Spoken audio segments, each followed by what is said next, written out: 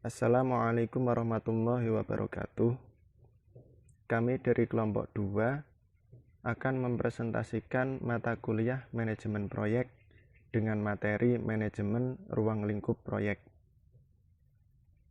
Sebelum presentasi kami mulai, perkenalkan nama saya Sulis Ahmad Toha, NIM 20118071, ada Nafiatul Karimah, NIM 20118056, dan juga Tubagus Rifki Mulyandika, NIM 20118072.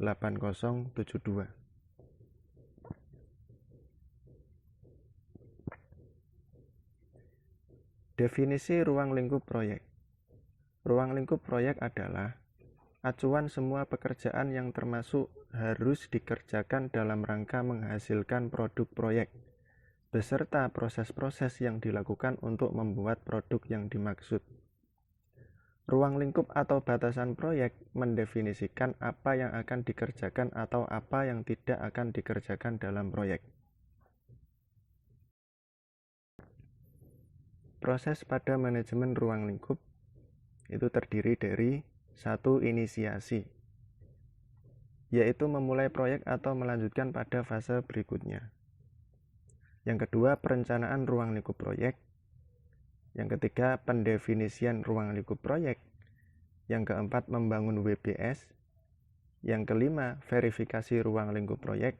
Dan yang terakhir, kendali perubahan ruang lingkup proyek. Yang pertama, inisiasi. Di dalamnya termasuk proses pemilihan proyek dalam rangka mendukung rencana strategis organisasi. Rencana strategis sebuah organisasi akan melibatkan tujuan jangka panjang organisasi tersebut. Proyek IT harus mendukung strategi organisasi dengan memberikan keuntungan kompetitif, termasuk di dalamnya keuntungan finansial. Identifikasi proyek potensial. Itu terdiri dari 1. Kebanyakan organisasi mengikuti proses perencanaan dalam memilih proyek IT. Yang kedua, membangun rencana strategis.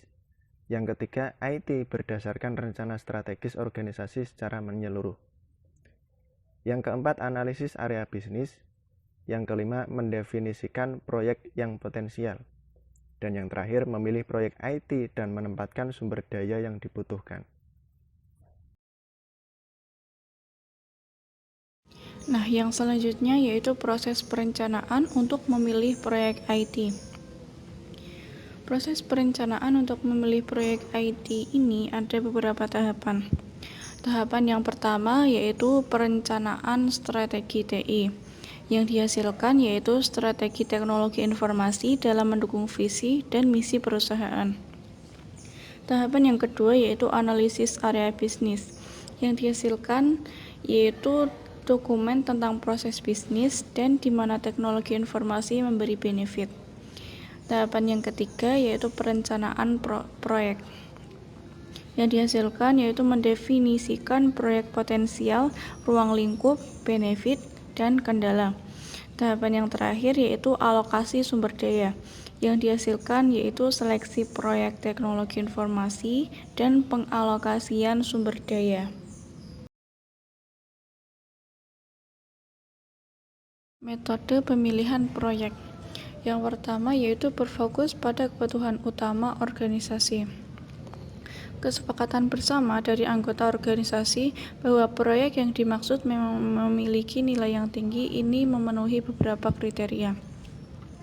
Yang pertama yaitu need, apakah memang dirasa perlu? Terus yang kedua yaitu fund, apakah memang organisasi memiliki dana yang memadai untuk proyek yang dimaksud? Dan yang ketiga yaitu will, apakah ada keinginan yang kuat agar proyek ini dapat berhasil? Terus metode yang kedua yaitu kategorisasi proyek IT. Ini meliputi beberapa kategori. Kategori yang pertama yaitu apakah merupakan jawaban akan masalah, terus sebuah peluang agar organisasi lebih beruntung, dan keharusan karena adanya peraturan-peraturan yang berlaku. Terus kategori yang kedua, lamanya proyek dan kapan akan dibutuhkan. Kategori yang ketiga yaitu prioritas proyek. Terus metode yang ketiga yaitu analisis finansial. Pertimbangan finansial merupakan hal yang sangat penting dalam pemilihan proyek. Nah, metode yang umum digunakan ada 3, yaitu yang pertama net present value atau NPV analysis. Yang kedua yaitu return on investment atau ROI. Yang ketiga yaitu payback analysis. Metode yang keempat yaitu weighted scoring model adalah tool yang dapat memberikan proses yang sistematis dalam memilih proyek berdasarkan beberapa kriteria. Dan yang terakhir yaitu implementasi Balanced Scorecard. Balanced Scorecard adalah metode pengukuran hasil kerja yang digunakan oleh suatu perusahaan. Agar kinerja perusahaan lebih efektif dan efisien, dibutuhkan sebuah informasi yang akurat yang mewakili sistem kinerja yang dilakukan oleh suatu perusahaan. Adanya Balanced Scorecard telah membuat perusahaan mampu menciptakan persaingan yang kompetitif. Perusahaan yang tidak takut lagi jika berhadapan dengan kompetitor yang lebih besar. Dengan Balanced Scorecard, perusahaan lebih tahu letak kelemahannya. Dengan begitu, proses pencairan solusi juga lebih cepat dan lebih akurat.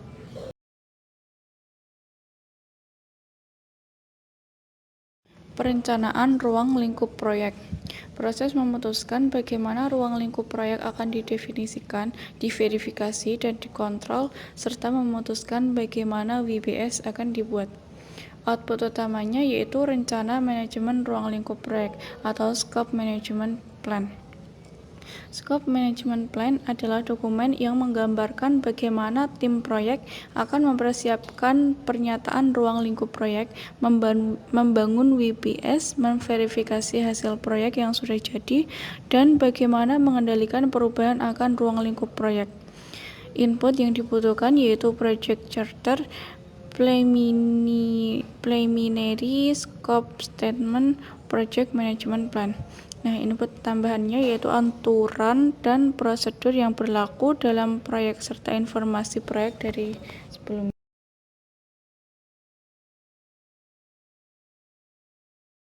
Selanjutnya yaitu pendefinisian ruang lingkup proyek, yaitu proses mereview kembali Project Charter dan Preliminary Scope, menambahkan informasi dari proses perencanaan ruang lingkup dan perubahan yang sudah disetujui sehingga dapat diperoleh definisi yang disepakati bersama. Output utamanya yaitu Project Scope Statement. Tool dan tekniknya yaitu analisis produk, identifikasi kebutuhan pengguna, dan expert judgment. Dan Scope Statement dapat diperbarui beberapa kali. Selanjutnya yaitu Work Breakdown Structure atau biasa disingkat dengan WBS. WBS adalah pembagian deliverables proyek berdasarkan kelompok kerja. WBS dibutuhkan karena dalam sebuah proyek biasanya melibatkan banyak orang dan berbagai deliverables, sehingga sangat penting pengorganisasian pekerjaan-pekerjaan tersebut menjadi bagian-bagiannya, serta bagaimana mengerjakan pekerjaan-pekerjaan tersebut sesuai pembagian yang telah disepakati.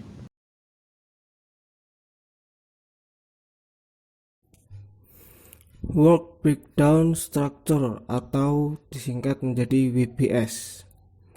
Input utama dalam membangun WBS yaitu Project Scope Statement dan Project Management Plan. Tools dan teknik dari WBS itu dikomposisi hasil proyek menjadi komponen-komponennya berupa paket-paket pekerjaan. Output WBS, kamus WBS, Scope Baseline, Update Project Scope Statement, dan Scope Management Plan.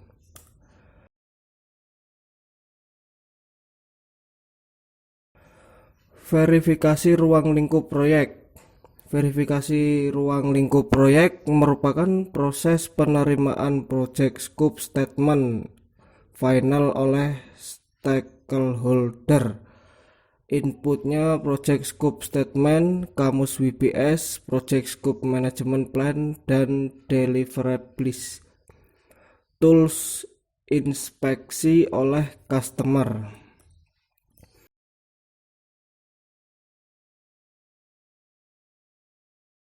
Mengendalikan perubahan ruang lingkup proyek merupakan proses yang berkaitan dengan faktor-faktor yang dapat mengakibatkan perubahan ruang lingkup dan bagaimana mengendalikan pengaruh akibat perubahan yang terjadi. Perubahan yang tidak terkendali akan mengakibatkan meluasnya ruang lingkup proyek.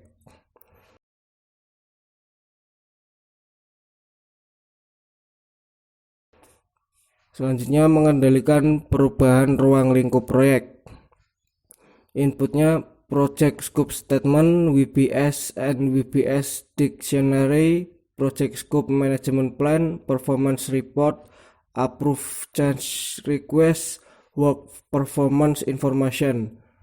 Outputnya project scope statement atau U, WBS dan WBS dictionary atau U, scope baseline, requested change, recommended corrective action, organizational process asset, dan project management plan.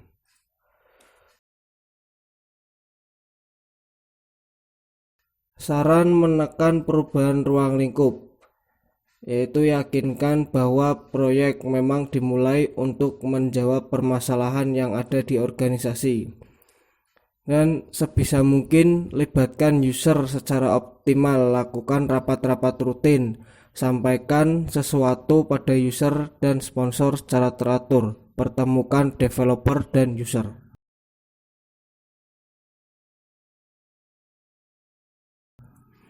Sekian dan terima kasih. Wassalamualaikum warahmatullahi wabarakatuh.